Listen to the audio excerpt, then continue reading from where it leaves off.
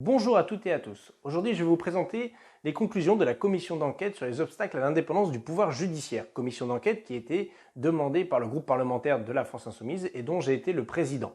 Cette commission d'enquête, elle fait suite évidemment aux événements qu'a subi la France Insoumise, les perquisitions, et puis la suspicion qui entoure le parquet à la française, comme on l'appelle, sur les remontées d'informations, les liens avec l'exécutif, l'instrumentalisation politique de la justice. Mais pas seulement, puisque c'est un des éléments. On a vu aussi ô combien l'institution judiciaire a été utilisée comme outil de répression suite à la mobilisation des Gilets jaunes.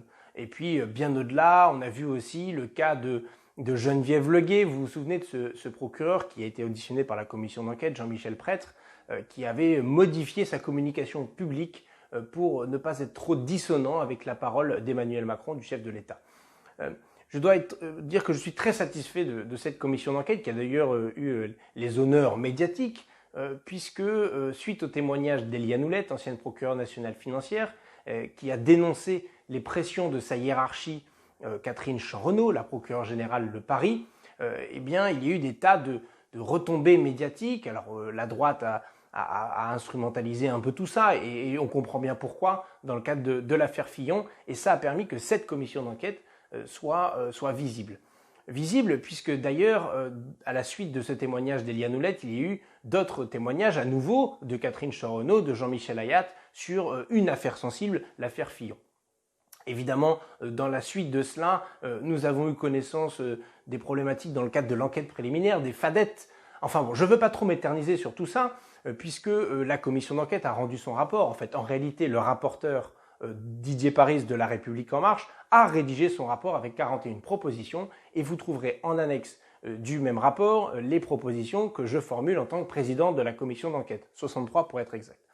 Je suis plutôt content des propositions du rapporteur. Alors pas toutes, évidemment, il y en a certaines qui ne vont pas assez loin, mais globalement, ça va dans le bon sens puisque ça vise à renforcer l'indépendance de la justice. Peut-être parce que l'indépendance n'est pas tout à fait parachevée dans notre système politique et judiciaire.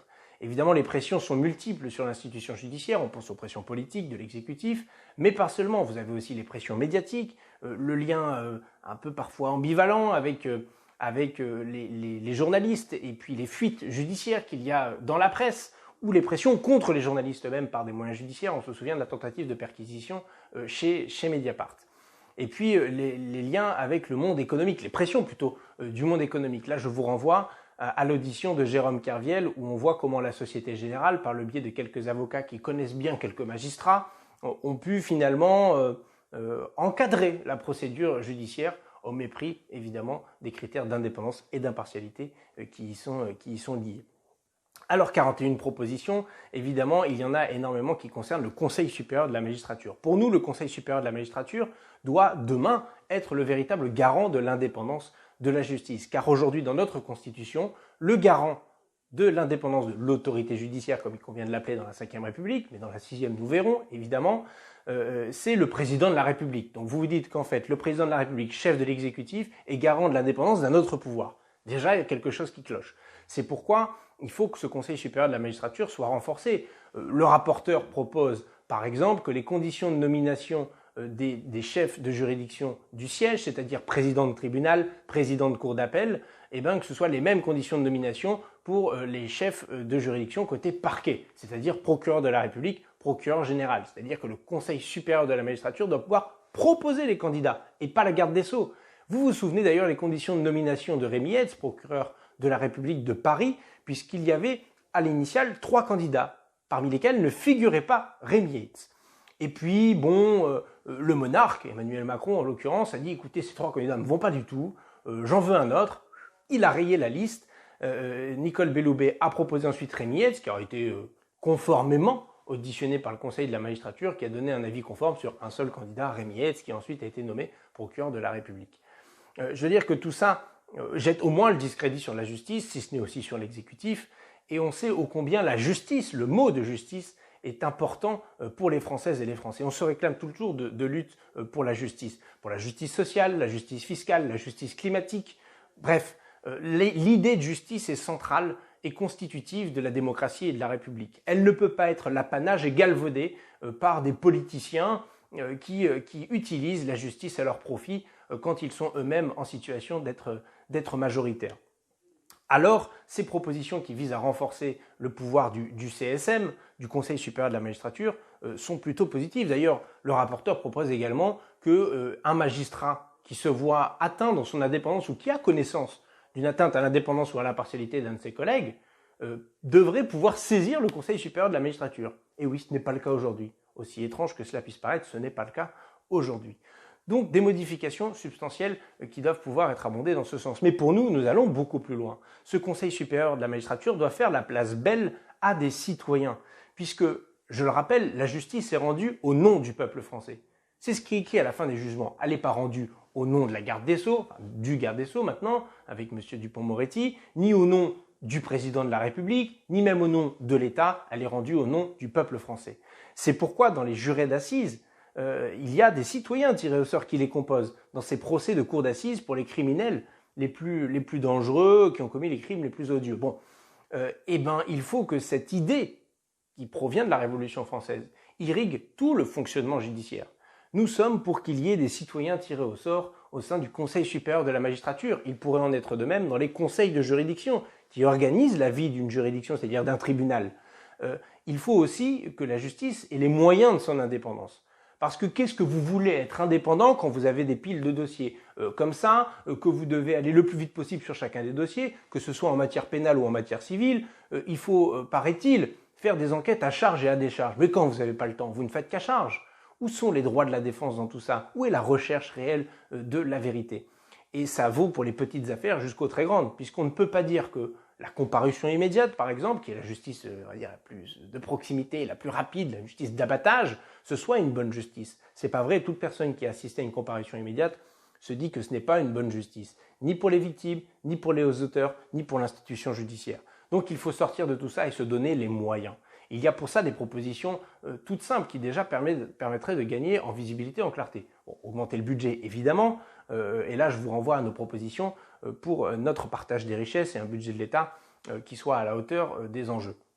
Mais même, il faudrait pouvoir mieux distinguer le budget de la justice, puisqu'aujourd'hui, il y a une grande arnaque sur le budget de la justice. On vous met pêle-mêle dans tout ça, la justice judiciaire, c'est-à-dire ce qui concerne les tribunaux directement, avec l'administration pénitentiaire, c'est-à-dire ce qui concerne les prisons. Or, le budget de l'administration pénitentiaire est supérieur à celui de la justice judiciaire. Vous avez tous entendu parler de cette fameuse augmentation inédite du budget de la justice, 5% par an, sur toute la mandature. Or, l'essentiel est accaparé par l'administration pénitentiaire et la construction de nouvelles places de prison, à laquelle nous sommes opposés d'ailleurs. Pour le budget 2020, l'augmentation de la justice judiciaire, c'est 0,32%. L'augmentation pour le budget administration pénitentiaire, c'est 5,5%. On vous ramasse tout ça en disant le budget de la justice a augmenté de 3,5%. On n'est toujours pas au 5% d'ailleurs. Au passage, vous pourrez le remarquer. Donc il faut séparer tout ça. Il faut que le budget justice, la mission justice ne soit consacrée qu'à la justice judiciaire.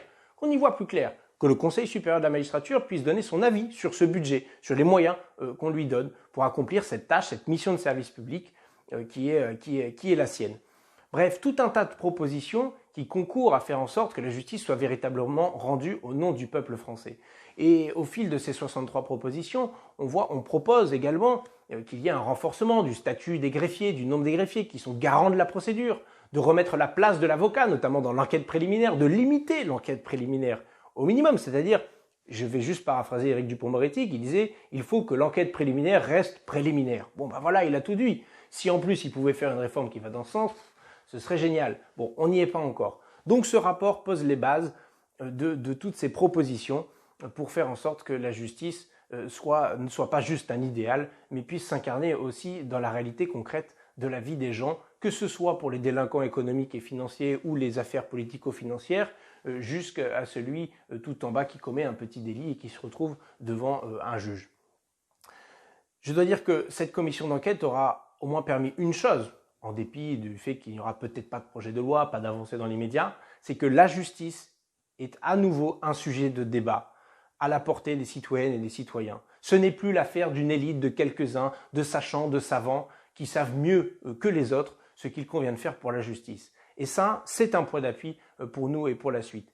J'ai formulé 63 propositions dans ce rapport, ils sont à votre disposition, ils sont à la disposition de toutes les citoyennes et tous les citoyens. D'ailleurs, comme les auditions, toutes publiques et filmées, sauf 2.